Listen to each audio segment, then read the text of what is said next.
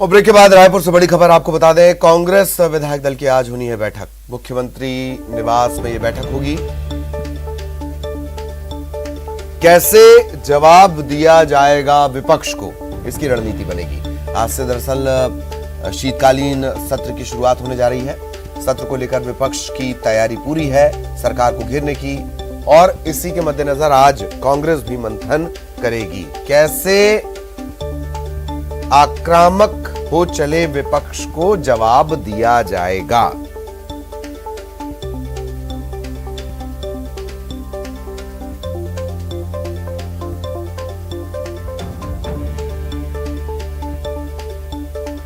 और सहयोगी ममता इस वक्त हमारे साथ जुड़ी हुई हैं। ममता, कांग्रेस विधायक दल की बैठक, कैसे जवाब देना है, और वो भी तब जबकि विपक्ष लगातार आक्रामक रुख अख्तियार किए हुए है।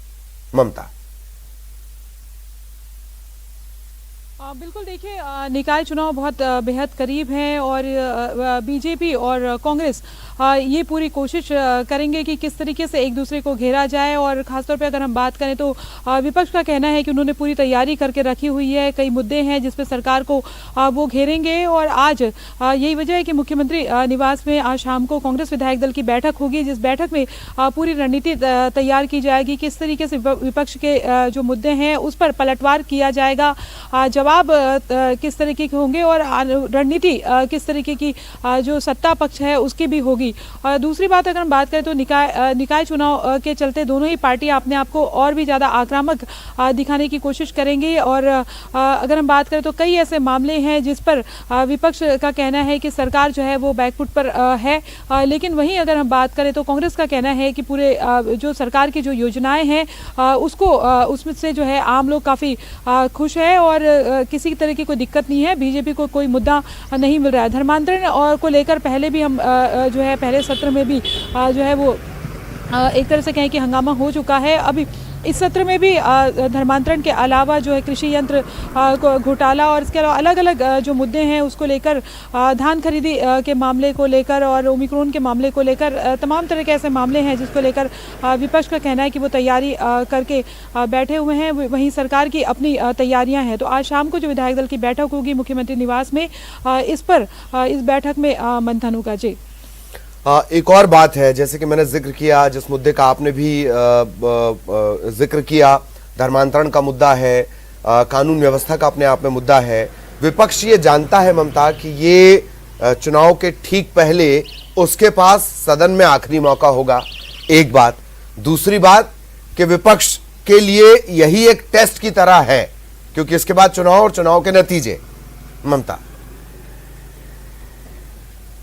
बिल्कुल, देखिए चुनावी मैदान में के पहले प्रचार प्रसार में तो एक दूसरे पर पार्टियां हमलावर है ही, और विपक्ष भी लगातार हमलावर है। और जिस तरीके से कांग्रेस हो या बीजेपी हो, उन्होंने पूरी अपनी ताकत झोंक दी है, क्योंकि ये सिर्फ चुनाव, निकाय चुनाव नहीं है बल्कि दोनों की साख का सवाल भी है। इसके नतीजे भी जो है वो कांग्रेस के लिए बहुत मायने रखते हैं, बीजेपी के लिए भी बहुत मायने रखते हैं कि विपक्ष के तौर पर वो कितनी मजबूती से जनता के बीच में अपनी जगह बना पाए हैं। और यही वजह है कि विधानसभा का ये सत्र भी काफ़ी मायने रखता है विपक्ष के लिए भी, कि जितनी आक्रामकता से वो घेरेंगे उतना ज़्यादा मैसेज आएगा, जितने ज़्यादा मुद्दों को वो तीखे तरीके से उठा पाएंगे। कहीं ना कहीं एक तरह से कहें कि विधानसभा की तमाम जो हलचलें हैं वो आम आदमी तक सीधे पहुंचती है। तो ये भी है कि वोटर्स तक भी अपनी बात पहुंचाने का सीधे तौर पर तरीका होगा कि सरकार का फेलियर कहाँ पे है। लेकिन वहीं दूसरी तरफ अगर हम बात करें, सरकार के पास भी अपने मौके हैं कि विधानसभा के जरिए वो किस तरीके से सीधे सीधे बात पहुँचा सकते हैं, अपना मजबूत पक्ष जो है वो रख सकते हैं, विपक्ष के सवालों का किस तरीके से तीखे तेवर के साथ जवाब दे सकते हैं। तो दोनों पार्टियों के लिए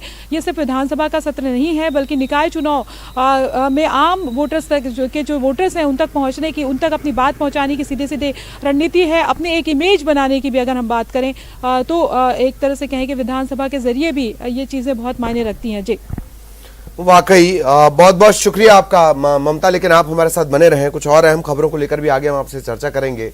सहयोगी ममता विस्तार से जानकारी दे रही थी, और ये जो सेशन है ये इस वजह से भी दिलचस्प है कि लगातार आपने देखा कि आक्रामक होता विपक्ष, जो अपने मुद्दों को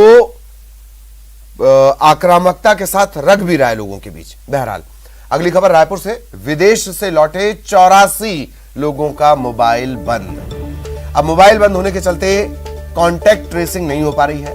स्वास्थ्य विभाग ने थाने में शिकायत दर्ज करवा दी है। रायपुर में तकरीबन 540 लोग विदेश से लौटे हैं। अब तक 370 लोगों की जांच हुई है।